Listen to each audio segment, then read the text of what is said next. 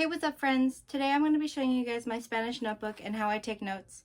And I'm going to be showing you guys some resources I use to take notes and some resources I use to study Spanish. Let's go ahead and get started. Oh, we're going this way.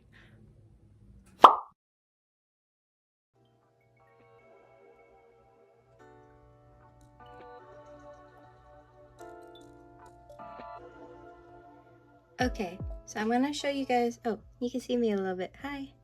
I'm going to show you guys my notebook.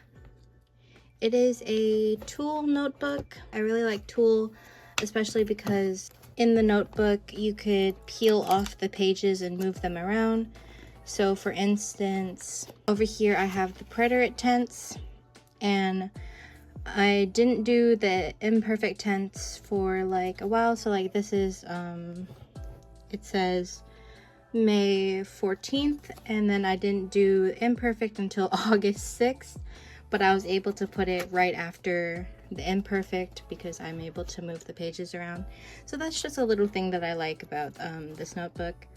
And I just really like Tool in general. I don't know why. It's just like a little thing that I ended up really liking for some reason.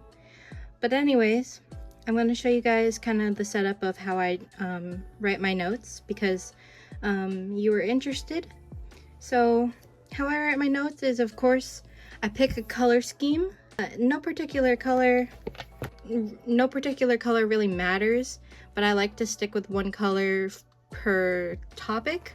So in here I have my Tool pens in different colors. I also have other pens. These are like the pastel edition. I also have my trusty black pen that I use for most of the writing. And then of course I pick a colored pen, so I have a whole bunch of colors in here. Let's go with purple. So I pick a colored pen in my little box here. And then I pick a mild liner that matches the pen color usually, or close to the color. I wanted to get the big pack of mild liners, but honestly, it didn't really match any of my pen colors, and these ones did.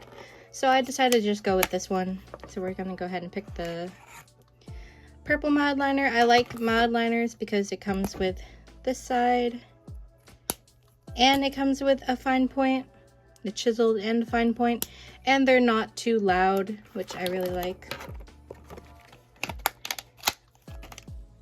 So these are usually what I use to take notes. Three writing instruments, I don't know. So yeah, a mild liner, a pen, and a black pen, a colored pen and a black pen are usually what I use to write notes. So what I do to write notes is, of course, I write the title, I write the date, and I add a sticky note. The sticky notes I use, I threw away the label. Oh, it's Post-it. Post-it, these little white tabs. And I put the tab, and then I write my notes. Usually for like conjugations, I'll highlight, put the endings and the subjects here, or I'll put the verbs and I'll write what they are. I'll put the uses. Everything in black is usually like examples or English, or the example of what is written, if that makes any sense. And then things that are the example, like the I want to make sense. The things that are what is being covered, I will either highlight or underline in the color, or write in the color. This one I probably forgot to write in the color. That's why it's underlined. I usually write it in the color. See? And then you can see that as well as done in the imperfect.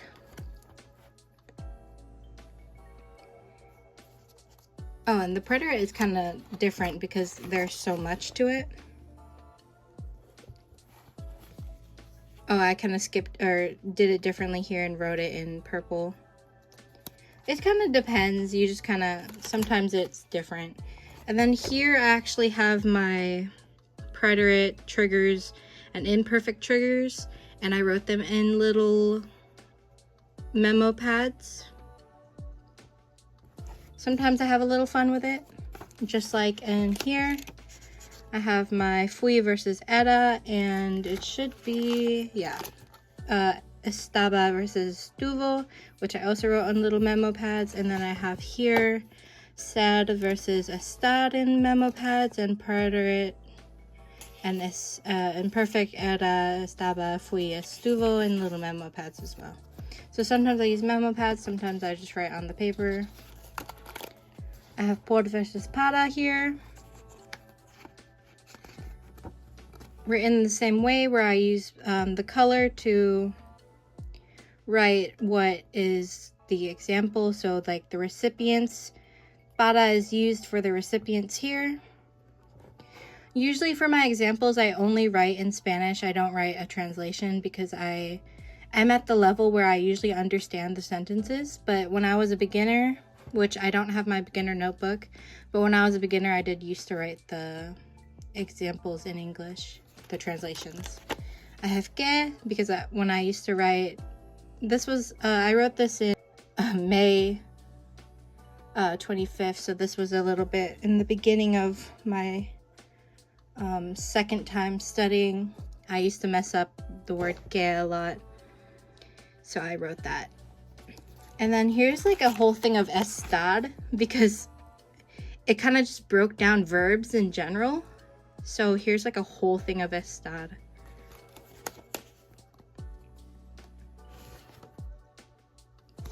And then I also have unmarked ones where I study a certain thing, but it's not too important, where I forget it a lot. So the ones I forget the most, I will mark down with tabs, and then the ones I just study and then remember quite well, I won't mark down with a tab. So I have like subjunctive and then idiomatic phrases. Idiomatic phrases I don't remember, but they're not like quite important to remember, but I like to, study them. And then I have the present perfect and the past perfect tenses, which I haven't finished yet. And then in the back, I used to write my diary, which is like a good practice for you guys to do, to like write in the back, do the diary. But now I write my diary electronically. So now I'm going to show you guys some of my ways I find resources to write my notes. The first resource I love using is spanishdict or Spanish dictionary. It has a lessons tab right here that you could go to, and it will show you a bunch of little lessons. There's an introduction lessons, beginner lessons, intermediate lessons, and advanced lessons that are down here, and specific lessons at the bottom. But if you click on a lesson and you scroll to the bottom, it actually gives you a lot of information about what topic you clicked on. And this is where I take most of my notes. This is where I took all my preterite notes. And it was actually really useful. It gives you breakdowns of almost everything that you'll need for the topic that you're researching or the topic that you're learning. It's very useful, and it gives you the uses, it gives you the conjugations, it gives you everything that you need.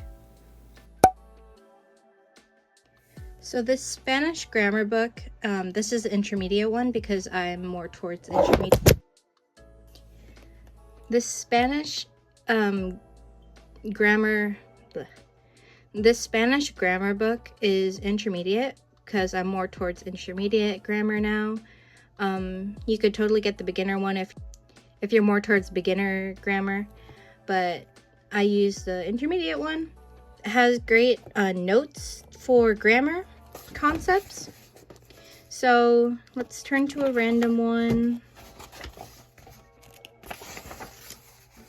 So for example, here's a ser versus estar. At the beginning, it gives you notes, and this is a great way to find notes on ser versus estar. You could take notes on the beginning portion where it gives you examples and instruction on the ser versus estar before you do any of the workbook stuff.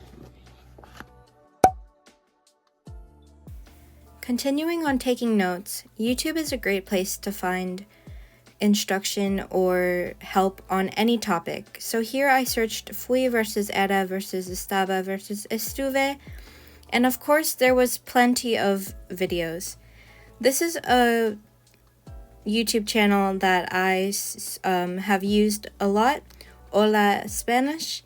She does her videos in Spanish, which is maybe a higher level that is a bit harder because she does do the instruction in Spanish, but I use her videos to learn because it gives me a better challenge of watching the videos in Spanish, and I take notes using her videos as well.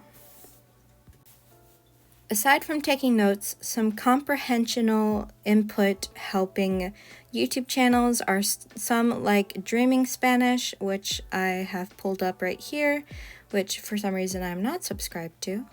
So I'm going to go ahead and do that. But yes, comprehensional input is great for learning Spanish. It helps your listening very well. This channel is great because it has a plethora of videos with many topics going from beginner, intermediate, and advanced. Easy Spanish is also a great YouTube channel that has really cool videos, plenty of topics, and yeah, they are great for comprehensional input. Lastly, a channel I really like is Spanish After Hours, which is also a great comprehensional input channel. I also use HelloTalk to meet natives and talk in Spanish with native people and practice my Spanish talking to other people. I'm sorry if you can hear that truck. I also have actually met quite a good friend on HelloTalk that I talk to quite a bit, and it's helped my Spanish tremendously. It's been quite good. I also go to like local, really small Spanish restaurants and stuff, and have met really cool people there, like restaurant owners and stuff, who, when I tell them I'm learning Spanish, decide they're just gonna speak Spanish to me, and I try my best to speak Spanish to them, and it's actually so cool. Even si mi español no es perfecto y es muy difícil hablar, ellos hablan conmigo anyway. I can't remember. But really, I think to learn a language, you just kind of have to use the language and get yourself out there. Grammar, of course, is important, but it's not all the language is. You really have to get yourself out there and speak the language and expose yourself to the culture. I think exposing myself to the culture has probably been the most fun part to learning the language. I've been loving going out, trying the food, listening to the music, and just getting online and learning about the traditions and the culture, and dreaming about going abroad one day, or going and taking a trip to one of these countries. Of course, I used ChatGPT to learn Spanish a little bit, as you guys saw in my last video. I don't particularly... No, I do enjoy the little challenge I'm doing and have done, and you guys will see that video soon because the 30 days is almost over. So stick around, subscribe to see that. But I don't completely enjoy it, and I'm still trying to find, even after all these months, still trying to find the way I enjoy studying. And I think it's mostly because at the beginning, when I was a beginner, it was so much more easy to find a way to enjoy learning the language, because I could watch kids shows, I could listen to kid things, like, I don't know, like, it was easier to find fun ways to learn the language. As of now, as a intermediate learner, there's not as many fun ways to learn the language, and I'm finding it difficult to find fun interesting ways to learn the language and keep on going and have motivation. So, other than like speaking to people. But we're going to continue on. Those are kind of the resources and tips kind of resources I have for you. I feel like they're pretty generic and a lot of people know about them. So if you guys have any resources that I haven't mentioned or you think are really interesting, you should comment them to help other people and to help me. So if you guys know of anything, comment them down below. If I think of anything else, I will comment it down below. You should follow my Instagram, and I will also be talking about my Spanish journey on there and other things of my life. And if I find any more resources, I'll probably post it on there as well. So I hope you guys enjoyed this video. If you're learning Spanish, I hope you guys the best, and I hope you guys will join me on the journey of learning Spanish and follow me on this page and on my Instagram and enjoy this journey of learning a new language with me. And I'll see you guys in the next video. Stay happy, stay healthy, stay hydrated, and I'll see you guys next time. Bye!